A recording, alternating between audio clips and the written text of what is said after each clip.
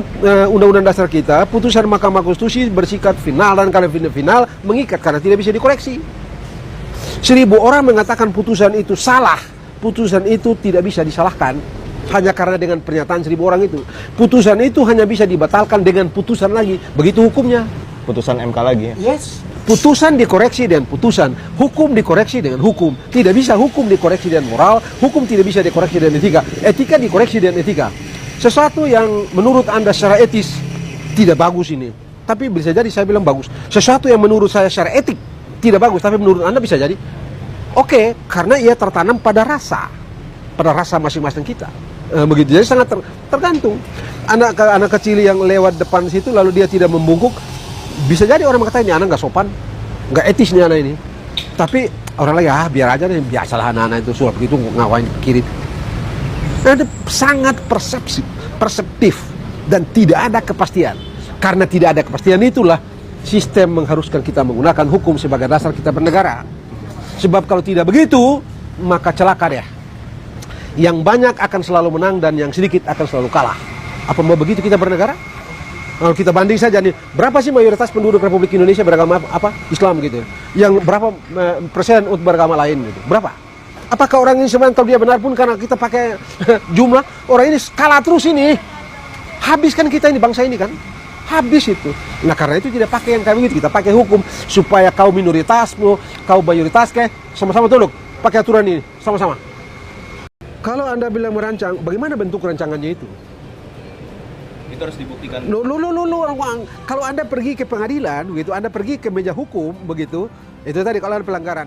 Siapa yang melakukan pelanggaran itu, di mana pelanggaran itu terjadi, siapa yang menyaksikannya, bagaimana bentuk tindakan itu mesti ditaruh di meja hukum. Kalau Anda cuma bilang, oh begini, kira-kira begini, potensi begini, masuk laut, masuk got, orang kampung Ternate, orang di Ternate sana bilang masuk got.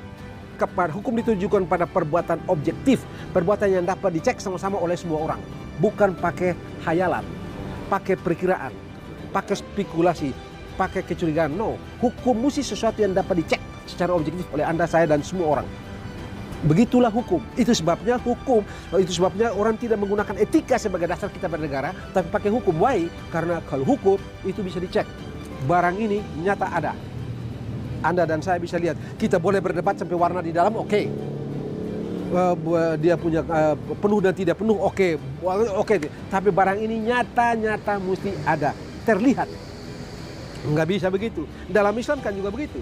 Anda tidak boleh, makanya dalam Islam kan bilang Anda jangan curiga orang. Begitu kan? Jangan fitnah orang. Bahaya Anda. Kan dalam Islam begitu. Yang saya ngerti, yang saya dengar dari ceramahnya Pak Quraisy Shihab, Ustadz Adi Hidayat, ya, Agim. Anda jangan curiga orang. Bahaya, apalagi kalau fitnah orang. Fitnah lebih berbahaya loh dari bunuh orang. Itu yang jadi jangan deh, makanya hukum itu baik di hukum Islam, di hukum kita ini harus konkret. Barang yang kita tuduhkan harus ada. Saya tanya teman saya Hakim Agung mantan itu.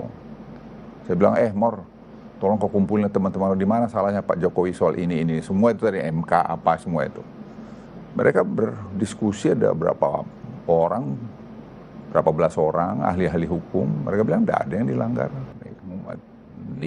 Naruh masak apa dahil menengep anruh mus nengep minat mus ngadak dahil merujuk ngarah protes deh di nokor badalis tapi nih inu di sama mau kayak jagros dan ruh mus mau kolak alon satu rohnya apa ngaya udah adit halas ngadak ya rada pernah debut di kojak nakit masih nepai tar bau non begitu nanti limam dengan apa usus di naga dujut terus saya rasa di rohnya molak. Wah, tapi kan saya rosal, saya epet mali beda sakit ini gini, Rosika saya udah bilang TPS nanti tanggal 14 sore sudah kita tahu. Kalau mayoritas rakyat setuju dengan itu, dengan memilih nanti 02 berarti apa yang disampaikan Pak Jokowi itu benar-benar aja, nggak ada yang salah, tidak ada juga yang mayoritas menolak. Kalau kau mau sempurna di sorga aja kau, masih di dunia ini pastilah ada pro konnya itu. Jadi saya terus terang jujur melihat kadang-kadang semua kita ini pengen sempurna, pengen melihat semua kesempurnaan. Nggak mungkin. Nggak pernah dia mau menjadikan putranya, jangan salah loh. keadaan itu yang membuat itu jadi akhirnya Gibran. Itu saya bilang skenario alam ini kita nggak tahu, Tuhan punya mau mungkin menurut saya. Karena saya ngikuti persis itu prosesnya itu. Nggak. Nanti kalau sudah selesai ini nanti bisa lebih saya buka. Selesai pilpres ini bisa kita buka lagi. Nggak ada sama sekali itu. Dan semua ya tidak ada koinsiden. Menurut saya ya kejadian ya begitu. Tapi setelah Gibran jadi di situ, siapa sih yang nggak pengen anaknya maju? Pak Luhut dulu ada isu loh. Waktu Pak Luhut diisukan sakit itu sebenarnya katanya Pak Luhut yang ikut campur cawe-cawe di MK.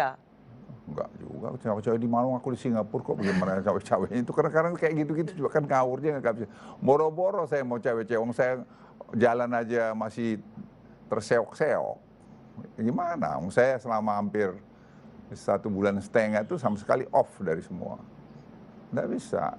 Itu tadi yang saya bilang, kadang-kadang ciptakan sesuatu yang dari isu aja. Orang terus melihat tuh kebenaran. Itu yang saya cukup sedih. Jadi saya sebenarnya himbau tuh, udahlah teman-teman guru besar itu sudah menyampaikan prihatinnya udah bagus. Kita tunggu aja tanggal 14. 14 kan tinggal 4 hari efektif lah. Ya. Dan Pak Luhut yakin akan tetap satu putaran? Saya barusan datang tadi setengah jam kemarin, kan kita punya big data yang menurut saya sangat akurat. Dan tadi sudah berapa tadi dia bilang berapa? Tadi tuh dia sudah sampaikan 52-53%. Ya average kita akan satu putaran. Dan itu dibutuhkan orang. Ya 52-53. Oke. Dan itu yang kaget itu adalah hari ini tuh angkanya itu naik besar. Karena kita grab 150 juta pembicaraan di mana? Di Sosial media. Sosial media, di TikTok, di Instagram, di mana semua. Dengan software yang ada itu kita bisa baca. Jadi Pak Luhut yakin satu Ya, putaran? nanti kita taruhan ya.